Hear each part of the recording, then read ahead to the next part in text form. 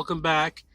This is going to be a spoiler review yet again of the Joker, because when I first did my non-spoiler half spoiler review, the memory on my phone, it was running out, so I was time-based. I had to speed it up. But we're going to dive straight into spoilers. I just saw it a second time, had a lot more to digest, and definitely was, entranced the second time even more. And my last grade that I gave this in my first review was a 9.5 out of 10. Seeing it a second time, there's no question about it. It's a 10 out of 10. This film is a masterpiece. It's so good. I'm anticipating every scene, and what I had a little few nitpicks like the pacing. Fuck that. There's nothing wrong with the pacing. I just love the way they set up Arthur's character, how you just go on this journey with him. It's his movie thick and through, and even the characters are revolving around him. It's fine. Their acting is not up to standard with Joaquin's because it's his movie at the end of the day. And also the reveal. There's a reveal in the movie, before we get into spoilers, that I saw was kind of obvious and predictable, and they show it anyway. But other than that, like I said, it's just minor nitpicks. It wasn't warranting of a 9.5. No, this is a 10 out of 10. Just a stellar movie. And more so now because, have you seen the Rotten Tomatoes critic score? I usually don't pay attention to that bullshit. But it's stupid. It's ridiculous that this film is in the 69% because of the critics. They're a bunch of controversy little crybabies. Are so sensitive. Oh, the Joker. Oh, it's good inside shootings. Get the fuck out of here with that. Seriously, it's so stupid. I'm not holding back. Fuck this. We're just going to dive straight into this. Spoilers galore. You've been warned. 3, 2, 1. Boom. Yeah. Just the opening credits with the logo Joker, in that font. I freaking love that.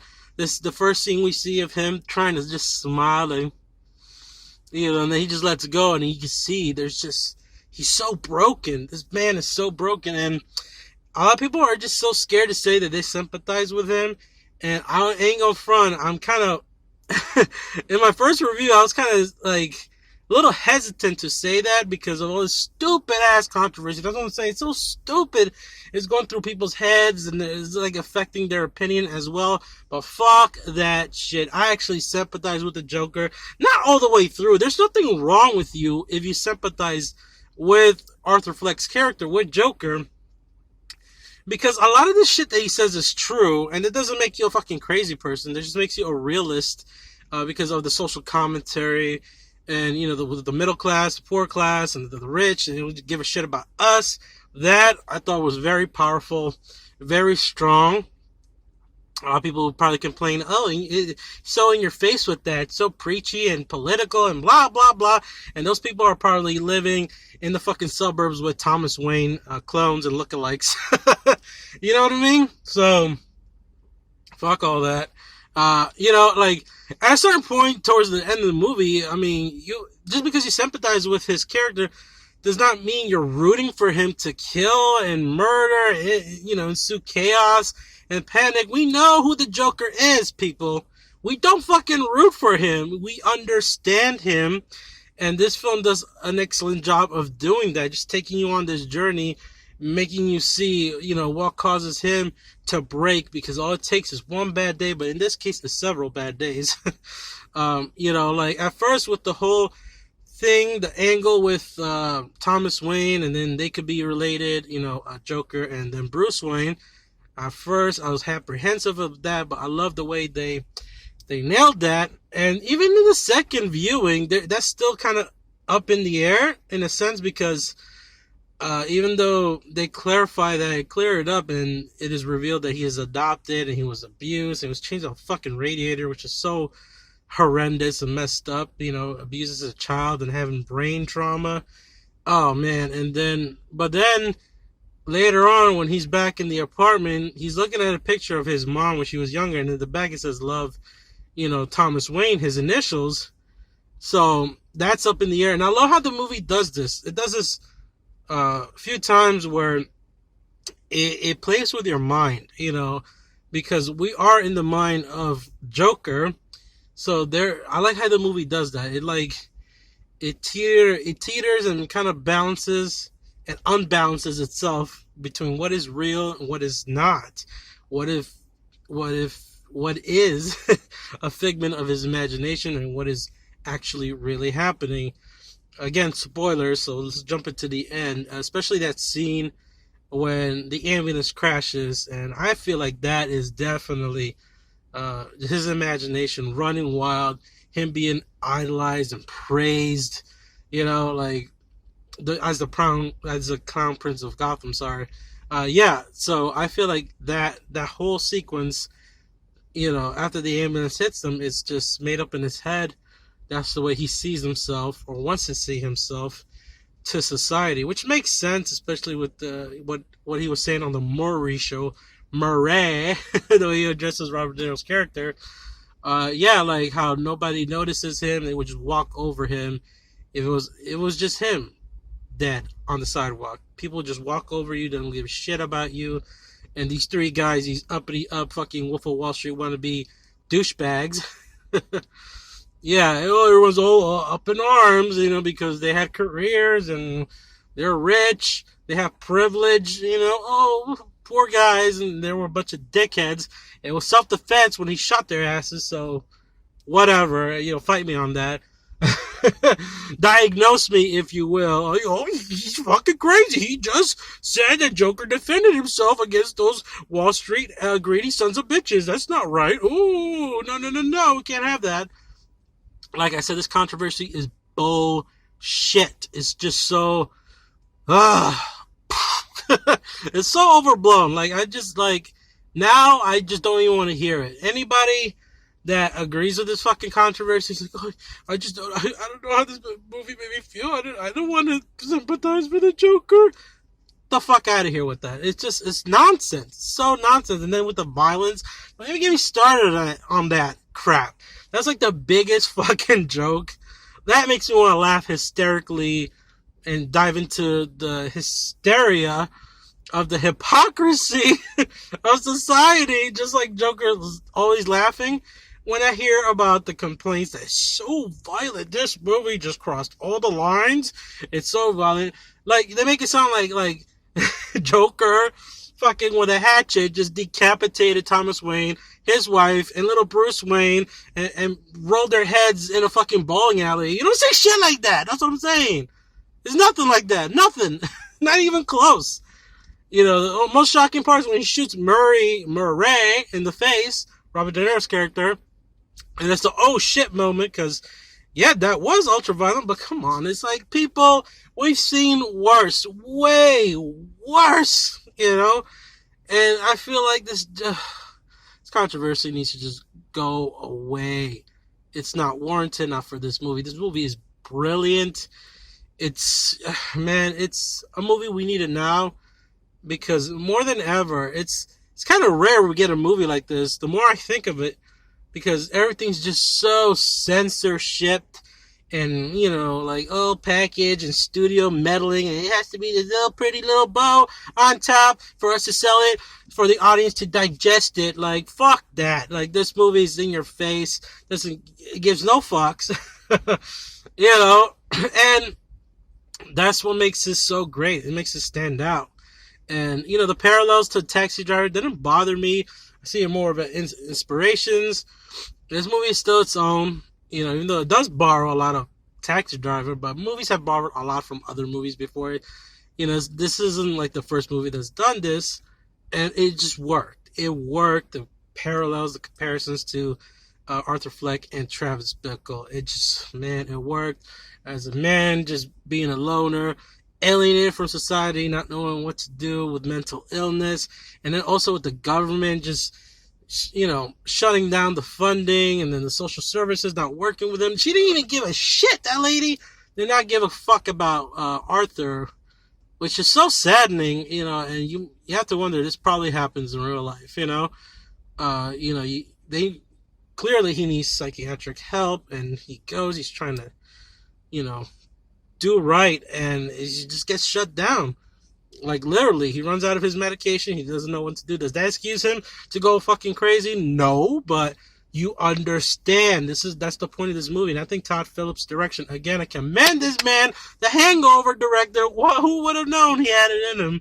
But I can't praise Todd Phillips enough for, keeping a clear direction of where to take the story and the character. And, there's a few scenes that we do sympathize with him as an audience, and that's totally fine. It's totally warranted, so don't feel weird or, oh, I shouldn't do that. Why do I feel like this? There's nothing wrong with you, okay? The movie just does an excellent job of doing so until we get to the end and we realize, whoa, Joker's at the point of no return on Arthur Fleck because he just transforms. And I love that scene where I didn't get to talk about this in my in my first review of this movie, when he kills that one guy that sold him the revolver. He just brutally murders him, probably the most violent scene in the movie. And then the little guy, he tries to leave the apartment, and I feel like he did that on purpose because it's so Joker right there. He can't reach the chain because he's so little, and he lets him go. He's like, it's okay, you were nice to me. The audiences laugh. Again, I heard something so stupid from one reviewer on YouTube saying, like, the people were laughing at parts that were not funny. They shouldn't laugh. I was scared for my life. Shut the hell up. You know what I'm saying? Who are you to say, oh, the audience can't laugh at that. The audience can't, no. Stop, okay? People sometimes laugh at crazy shit like that because they feel uncomfortable. It's probably like an uncomfortable laugh, like, I can't believe this is happening. People view those situations and then they get that expression, okay? So, and it was kind of funny, in a dark, sadistic kind of way. You have a dark sense of humor, you will find that scene hilarious when he murders the guy and the little guy is freaked out, he goes, yeah, just, this movie is amazing. The cinematography, just the landscape shots of Gotham City and the trash piling up because they had that trash, thing going on in the movie in the background, which I paid more attention to, which I really liked that they implemented that, the trash strike, which was so interesting that they did that. And everything just led up to something just wow, just jaw-dropping, just the final 20 minutes or 30 minutes of this movie. When they play that song, and then he's in full Joker makeup and he's just dancing on the stairs. I love that scene. Probably my favorite scene of the movie. My God, Joaquin Phoenix's tour de force performance. It's gonna be hard to top. I'm calling right now, best actor. If he doesn't get it, the fucking Academy. The Academy's been whatever lately. I don't give a shit. But I'm just saying he deserves it, man. You want to compare him to Heath Ledger, fine.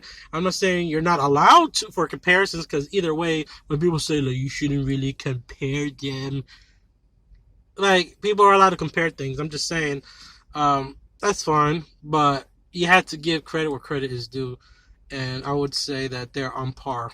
They're on par like this. To me, I know people probably ask me, like, oh, which one is better, Heath Ledger or whatever. I love The Dark Knight more than this movie. But damn, their Jokers are like this. Like this. Heath Ledger's and Joaquin Phoenix. It's just amazing acting. And Joaquin Phoenix definitely deserves to win the Oscar this year. And I love the score. My God, that score is just... oh, I need to go home and listen to that and just get inside the fridge and just... yeah, I mean, that's fucked up, but, like, it's that good, people. With the violin, like, it just heightened the tension so much, man.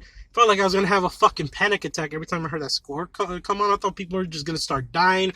Joker was just gonna start throwing knives with fucking smiley faces on them. Just, oh man, I was always anxious and on edge every time I heard that score. Like, like, damn, that score, probably the best score I've heard all year. The composer to that, I know some people know the name of the composer, I gotta look it up because she deserves credit, or he deserves. I think it's a she, but yeah, just amazing. I love this movie. I can't wait to rewatch it a third, a fourth, a fifth, just so many times. God, I just want to praise. I just want to yell to the mountains, please watch this movie. Don't listen to these idiots. Watch it. Like, because it's warranted. Even the police. I don't know if you guys. I'm pretty sure everyone that's gone to a movie theater this week to see Joker, you've seen the cops, the police standing on. Like, if you had the guts, I kind of feel like going up to them and be like, hey, this movie is fucking amazing. All right. And you should watch it. Don't do that, though. You'll probably end up getting tased or something, But, yeah, it's like, they're there because of the controversy. And I get it. They want to be safe because there's a lot of nutties out there. They take it, what the Joker's doing. They're going to be like, woo! Oh, that's what I'm supposed to do. That's what I should be doing, right? No. If they do it, that's their fuck up. That's on them, okay? It's not the movie's fault, okay? Don't blame the artist, all right? Just for these nutbags. But anyway, that's that. Joker is phenomenal. I think it made like a killing, like 90 million opening day or the first weekend. This first weekend, yeah, it deserves it. Man, I love this movie so much. I can't wait to watch it again. Like I said, there's my spoiler review. I know I'm probably leaving some things out, but who knows? Follow me on Instagram if you want to talk more about Joker. You want to hear more of my spoiler thoughts on it and how I interpret things that happen in the movie. Be sure to follow me on Instagram, EpicDWise. Follow me there. I post mainly on there. And thanks for watching. If you're new to the channel, make sure you hit that subscribe button. Give this video a like if you want. As always, I'll catch you guys in the next one.